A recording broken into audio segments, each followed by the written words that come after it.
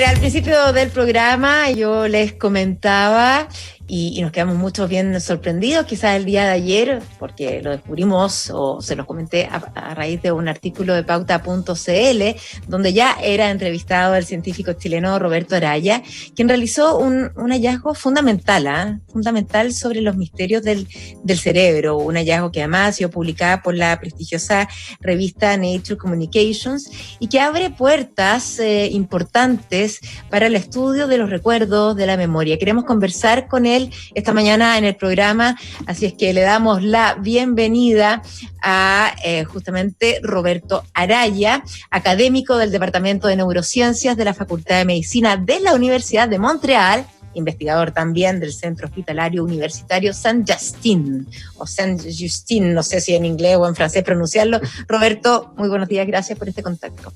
Hola, Mauricio, muchas gracias por la invitación, es un honor para mí estar acá y compartir, en el fondo, estos hallazgos con ustedes. Imagínate el honor que es para nosotros. Qué humilde, Roberto. A ver, ¿en qué consiste este hallazgo, este descubrimiento?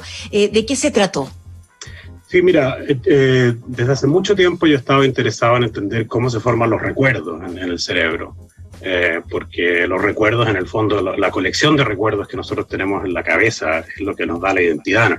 Entonces, hay un interés que he tenido por muchos años y que empezó haciendo mi postdoctorado en Nueva York, en el laboratorio Rafael Yuste, y después lo traje en mi laboratorio acá en Montreal, hace 8 años. Empecé a trabajar activamente en esto con un grupo de científicos que los voy a nombrar en un ratito. Y el interés para mí era saber cómo se forman estas memorias en las neuronas. En el fondo, ver cuál es la mínima unidad funcional que tienen las neuronas, se puede almacenar información. Y tratar de entender cuáles son las leyes básicas a nivel de neurona, a nivel de estas pequeñas estructuras de las neuronas, para de esa manera poder tener más control y poder entender realmente cómo se forman las memorias. O sea, meterse en lo más chiquitito de la neurona para saber qué pasa ahí. Precisamente. O sea, el objetivo, y que también es algo que me ha motivado mucho a mí en mi carrera, es buscar la mínima unidad funcional de cualquier sistema que estoy estudiando. Yo creo que es vital para poder entender a nivel macroscópico las cosas. O sea, si uno solamente ve tangencialmente, y con esto digo que hay muchos estudios muy importantes sobre memoria y que han visto que neuronas se activan, etcétera. Sí. Nunca nadie ha podido, hasta ahora, en el fondo, ver cuáles son las leyes de estas mínimas estructuras que puedo, si quieres, dar una analogía, que son capaces de almacenar la información. ¿Cómo son las leyes que funcionan en este proceso? Y tu hallazgo fue justamente llegar a ellas, que tienen un nombre bien raro, estas unidades, ¿no? Son las espinas dendríticas, fueron descubiertas por Santiago Ramón y Cajal en 1888, o sea, el primero que las vio en el microscopio, y todo el mundo pensaba que eran unos artefactos. Que en el fondo, si tú te imaginas en una neurona es como, ¿cierto? Tienes las ramas del árbol y las hojas. En el fondo, las ramas son la zona receptora de información, que recibe millones y millones o cientos de miles de conexiones con otras neuronas, y las conexiones que ese árbol hace en todas esas ramas se hacen en cada una de las hojas, que son las espinas dendríticas en este caso. Entonces, cuando tú ves en el microscopio una neurona, ves que tiene estas mismas ramitas como los árboles, y está llena de estos, son como unos lollipops, son como un cuellito muy, muy delgado y una cabecita, y esa es la analogía, serían las hojas.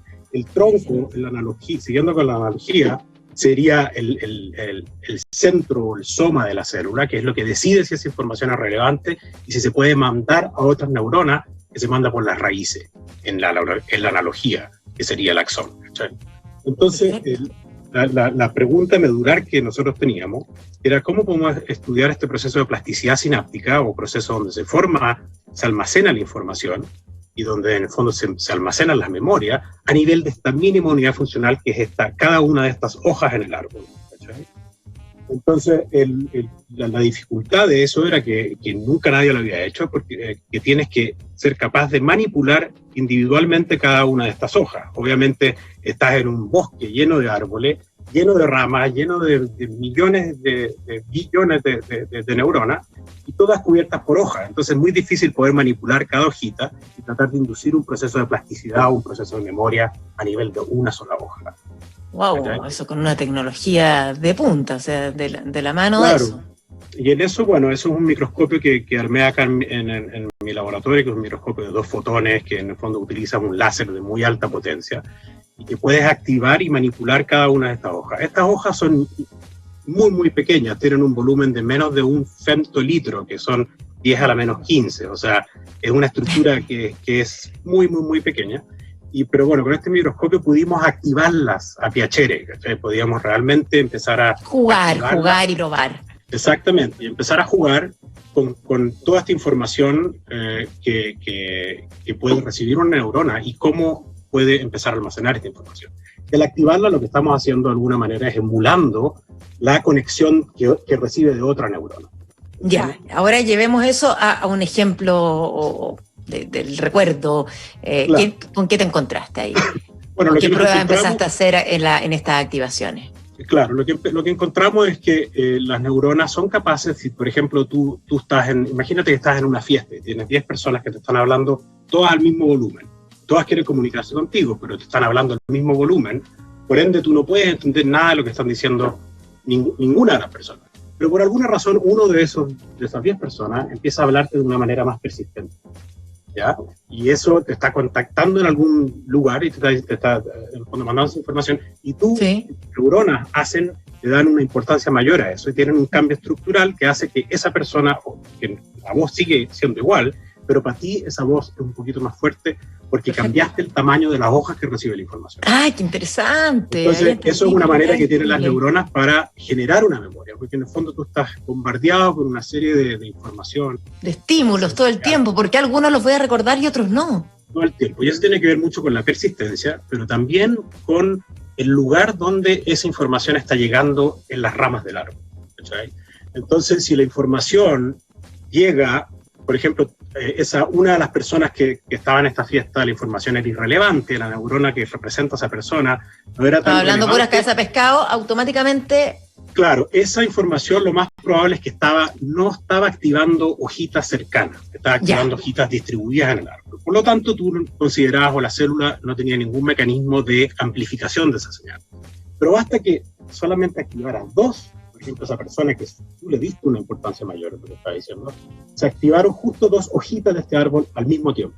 Y la célula inmediatamente, la neurona inmediatamente dice, esta información es relevante, esta información hay que almacenarla, y esto se va a quedar almacenado en esta rama, y esto va a ser relevante para ti, va a ser mucho más fácil de decodificarlo la próxima vez que lo reciba.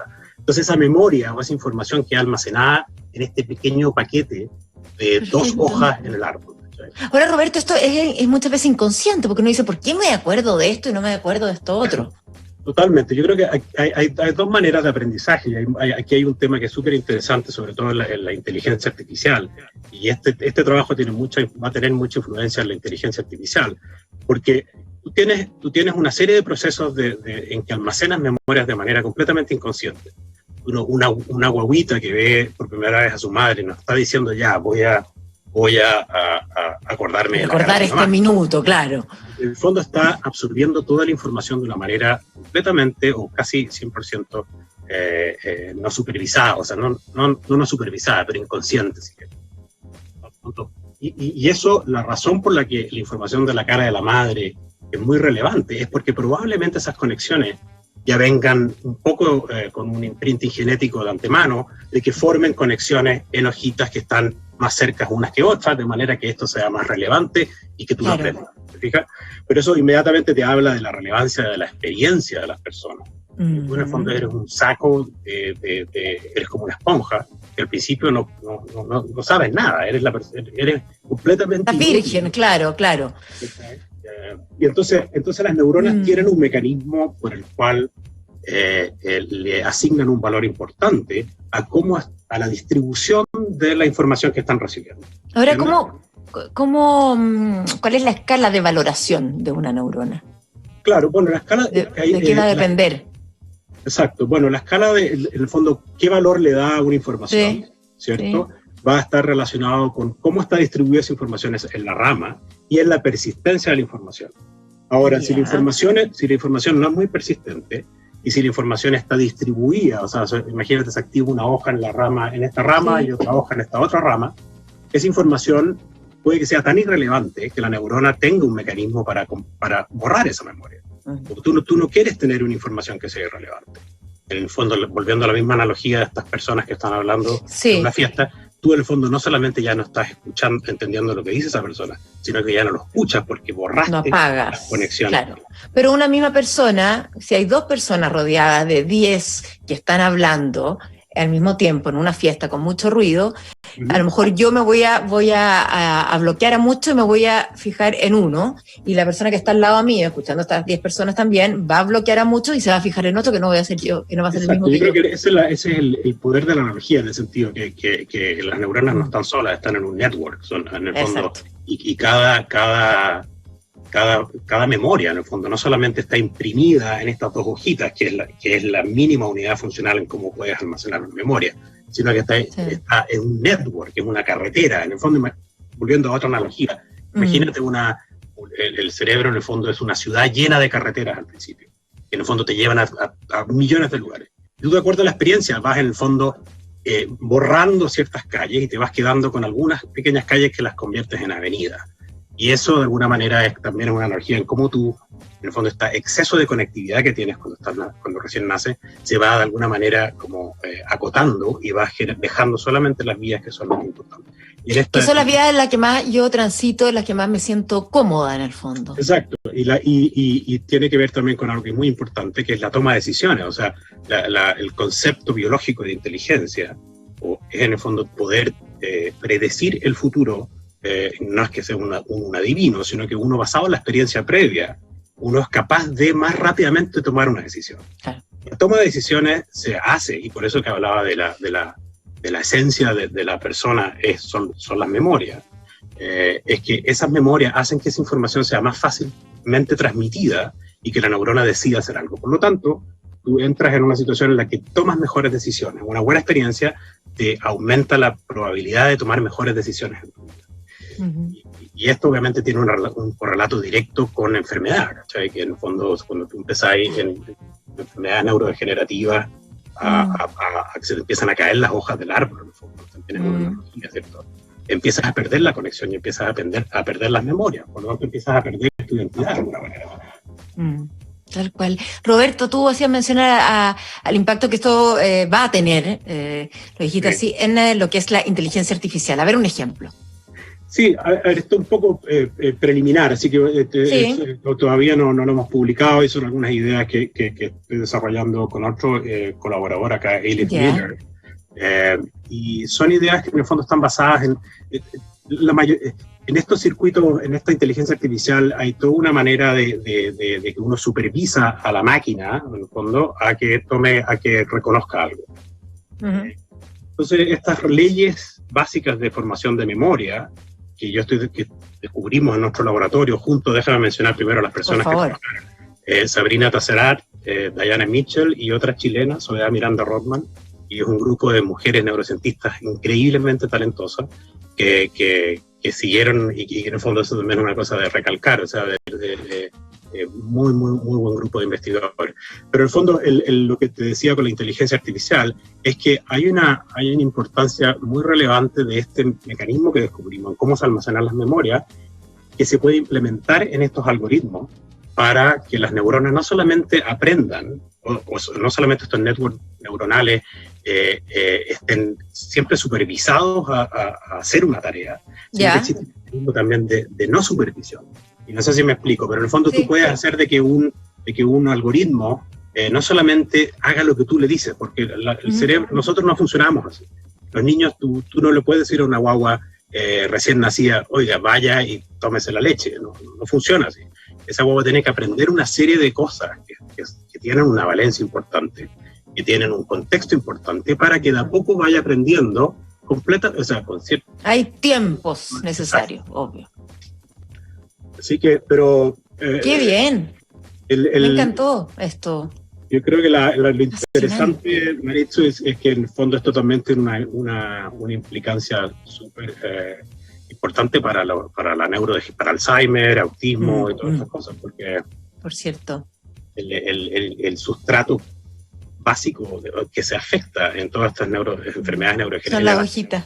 con las hojitas. Se pierden las hojitas. Y llega el otoño en todas las vidas, ¿no? Exacto. Y algunos llega más fuerte que en otros. Roberto, no, despedite porque se nos fue el tiempo. Muchas gracias por dedicarnos estos minutos con una analogía además fantástica. Qué rico que un académico, además de tu talla, pueda bajar, ¿no es cierto?, la información y explicarnos estos grandes hallazgos que parecen tan de laboratorio, para que todos la entendamos, que yo creo que esa es la gracia de la ciencia. Así que muchas gracias a ti.